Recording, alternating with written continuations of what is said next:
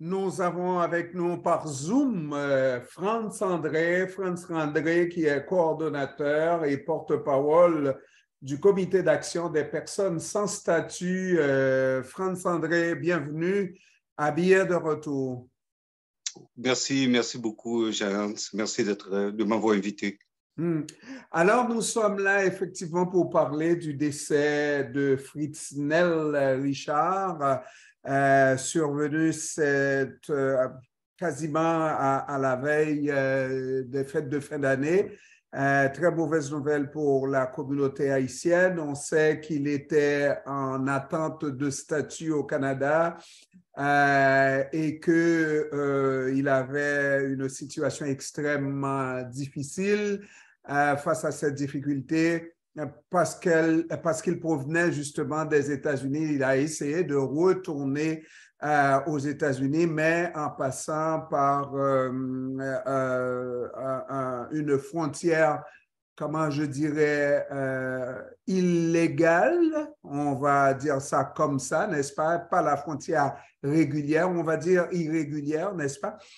Alors, donc, est-ce qu'il y a beaucoup d'autres personnes dans la même situation que Fritz-Nel Richard décédé qui pourraient être tentées effectivement, compte tenu de leurs difficultés, à tenter une telle démarche comme a fait Fritz-Nel Richard?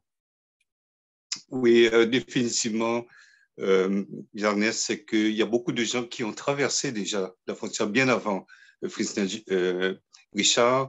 La situation ici à Montréal, qui est très difficile pour les gens, malgré qu'ils reçoivent l'aide de dernier recours, et ce qu'on appelle l'aide sociale, ne leur permettent pas de trouver des appartements, des logements à des prix raisonnables. Ils ont beaucoup de difficultés d'installation, surtout maintenant, on parle, c'est l'hiver, donc les coûts, le coût de la vie est extrêmement élevé. Donc, une fois qu'ils ont payé les loyers, si ils ont trouvé des logements et qu'ils ont payé soit une carte Opus pour au moins se déplacer, un cellulaire, il ne reste rien pour vivre décemment. Donc, on a un niveau de mendicité extrêmement élevé dans les derniers mois, tout au moins depuis la dernière année. Et donc, oui, je suis au courant de gens qui sont retournés depuis, avec qui j'ai des contacts, et même un cas particulier où cet homme a traversé la frontière justement de cette manière irrégulière, même je dirais peut-être illégale, dans le sens que ce n'était pas un point d'entrée régulier comme chemin Roxane. Il a été intercepté par les agents frontaliers américains, déporté ipso facto vers Haïti, et entre les tirs croisés entre les gangs, il a été tué. Alors, juste montrer le drame que ces gens-là vivent. Alors oui, c'est extrêmement difficile. Maintenant, est-ce qu'il y a moyen, si on n'a pas pu éviter ce drame avec Fritz-Nel Richard, est-ce qu'il y a moyen de conscientiser d'autres personnes dans la même situation et qui pourraient être tentées de quitter en direction des États-Unis de manière irrégulière? Oui, certainement, je crois qu'il y a un travail de communication qui doit être fait pour laisser savoir aux gens qu'il y a peut-être certaines ressources avant même de prendre cette dernière décision de tenter de passer d'une manière irrégulière. Il est certain que quand on vient en tant que demandeur d'asile, le seul moyen de quitter le Canada serait de faire un désistement de la demande. Et quand on fait un désistement de la demande, il y a de fortes chances, ou même certainement, qu'on va vous renvoyer vers le pays. Votre pays d'origine. Voilà, vers le pays d'origine, et puis c'est ce que les gens ne veulent pas. Et c'est certainement une des raisons pour laquelle Fritz-Nel a fait cette tentative. Il faut savoir que Fritz-Nel et son épouse et un enfant en bas âge nous arrivent du Brésil. Donc, ce sont des gens qui ont fait tout ce parcours pour arriver ici en quête d'une nouvelle terre d'accueil qu'ils peuvent appeler maison, chez moi.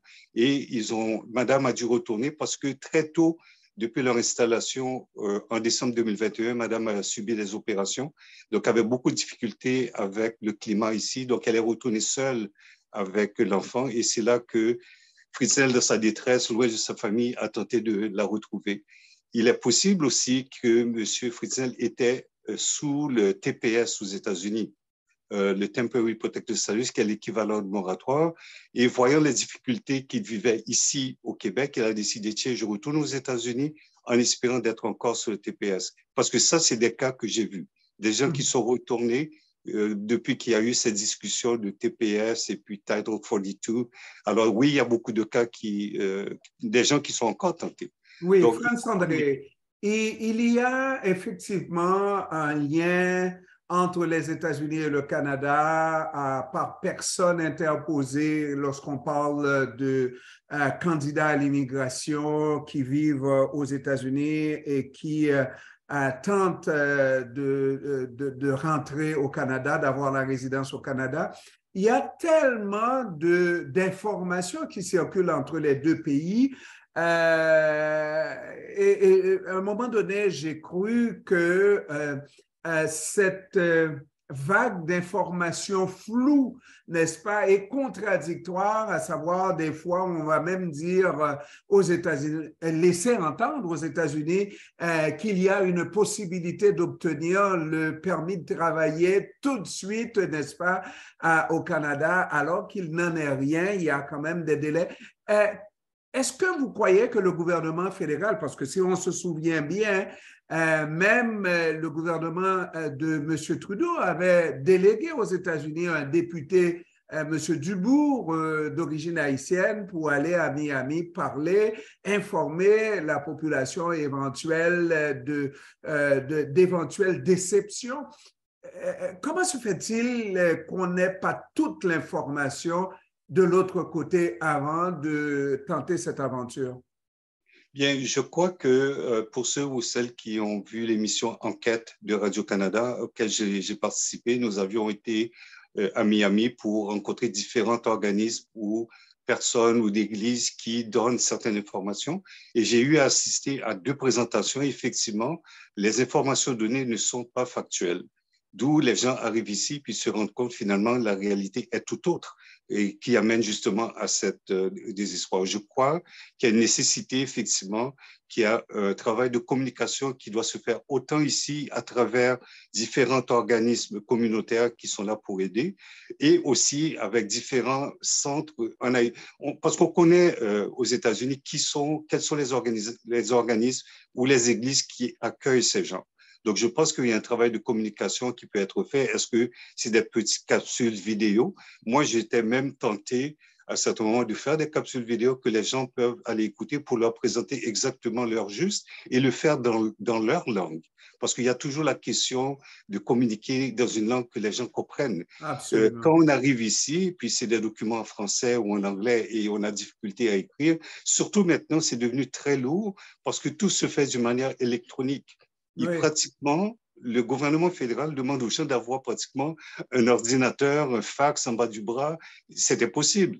Alors, les gens se retrouvent n'ayant pas rempli les documents à temps pour avoir une date rapprochée, pour avoir le papier brun et le permis de travail. Ils restent des mois sur l'aide sociale qui ne leur permettent pas de vivre décemment. Et à attendre effectivement que leur dossier soit traité. Et ça, c'est sans parler des gens qui étaient suffisamment avancés dans une demande aux États-Unis avec, comment dirais-je, un pied-à-terre comme il se doit, sans compter que ces gens-là ont dû vendre leurs propriétés, leurs biens aux États-Unis pour traverser et arriver avec une telle situation et avoir à vivre un tel cauchemar, une telle déception.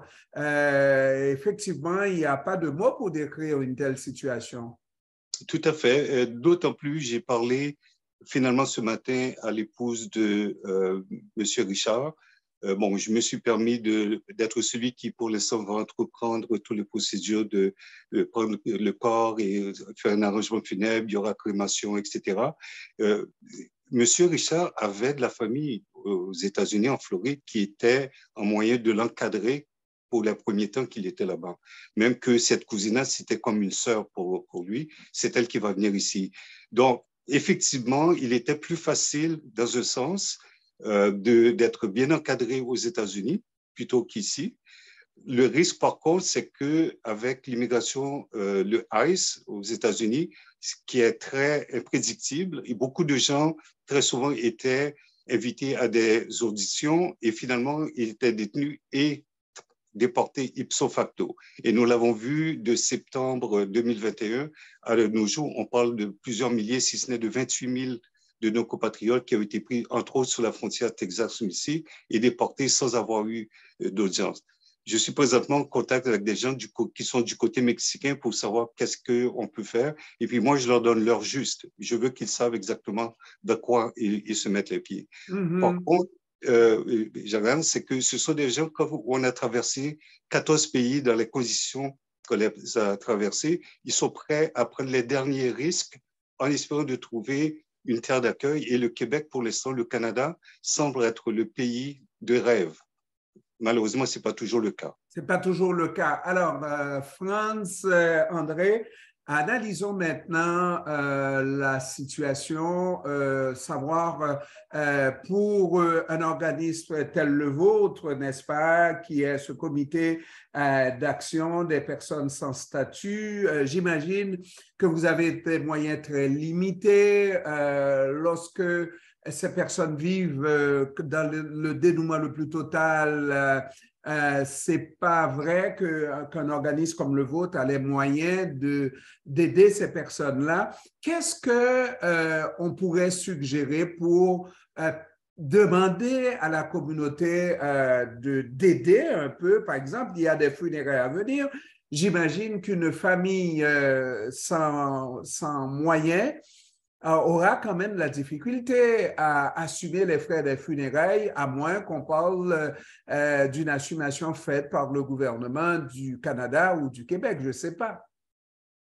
Bien, effectivement, dès demain, je vais tenter de communiquer avec un député ou quelques députés qui pourraient probablement solliciter ne serait-ce que minimum de fonds pour les procédures administratives et de crémation.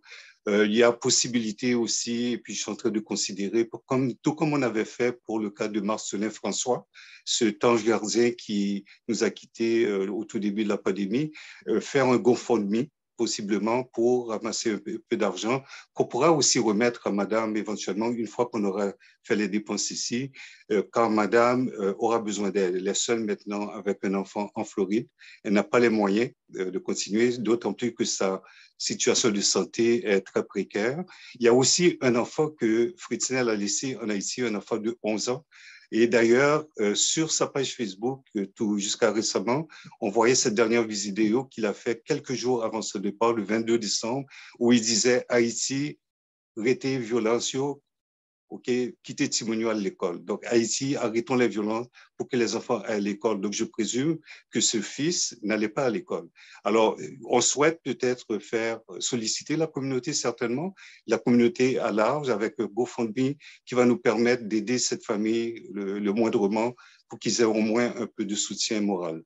Dans le cas de François, qui était une personne en attente de statut et qui est décédé de COVID, je pense qu'il y a eu une consolation. Sa femme, qui était aussi en attente de statut, a pu bénéficier du statut, mais dans le cas de Richard, Fritznel Richard, probablement, étant donné que la femme et son enfant vivent à l'extérieur du Canada, n'auront pas cette possibilité-là, hein?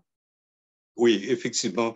Dans le cas de Madame François, de Madame Marcelin François Ozan, effectivement, jusqu'à ne serait-ce que 6 ou 7 mois après le décès, elle était encore sans statut.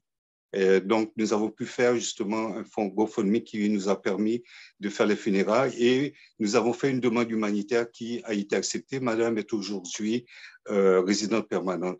Tout comme Madame de Marcelin François, Madame était prête à retourner en Haïti. La déception d'être venue ici, d'avoir traversé tout ce périple extrêmement stressant, beaucoup d'angoisse. Périlleux. Oui, Hein? périlleux, mais de voir que son mari est décédé ici et au tout début, il n'avait pas le soutien du gouvernement. Ce qui est arrivé, et puis c'est là que il n'y a personne du gouvernement qui a tenté de rejoindre madame. Il a fallu que ce soit la communauté qui s'engage et puis les levées de fonds qui ont permis de donner un peu de soutien parce que j'ai eu à discuter avec madame Marcelin François en plusieurs fois pour la décourager de retourner en Haïti, de disant qu'ils ont passé trop de péril, trop de stress. Et il y avait des enfants en bas âge. Je lui ai dit, la qualité de vie de tes enfants est ici et non pas retourner en Haïti.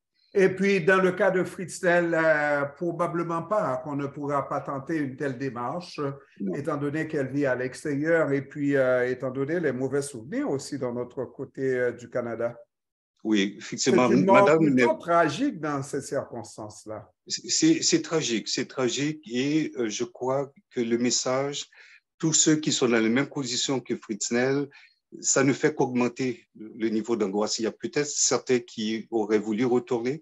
Là, ils voient que peut-être le niveau de risque est très élevé. Par contre, la réalité est, ils n'ont toujours pas de permis de travail. Ils n'ont peut-être toujours pas les moyens de manger décemment. J'ai des gens qui m'appellent, ils ont besoin de lait pour leurs enfants qui sont nés au Québec. Alors, on vit, à travers le malheur de Fritznel, on vit une autre situation d'angoisse encore élevée. Et il faut voir aussi le contexte de les négociations entre les États-Unis et le Canada qui rajoutent encore un stress sur la question du pays sûr. Alors ça, c'est un autre problème qu'il va falloir confronter éventuellement. Franz André, coordonnateur et porte-parole du Comité d'action des personnes sans statut, je vous remercie d'avoir pris du temps de nous parler cet après-midi, Monsieur André. Merci, Jean. Ce que je dis à nos compatriotes, parce que je ne sers pas seulement que la communauté haïtienne, avant de prendre ce risque, allez chercher de l'aide. Il y a des organismes communautaires, il y a d'autres organismes comme Promis, où j'ai mon bureau. Il y a moi, vous pouvez interpeller. Ce que je n'ai pas comme réponse, j'irai chercher la réponse pour vous et j'ai des ressources, des organisations que je peux vous référer. Je vous remercie encore une fois, Franz André. Merci, au revoir. Au revoir et bonne année 2023. Je souhaite en santé. Merci à vous aussi, mon cher. Merci, au revoir.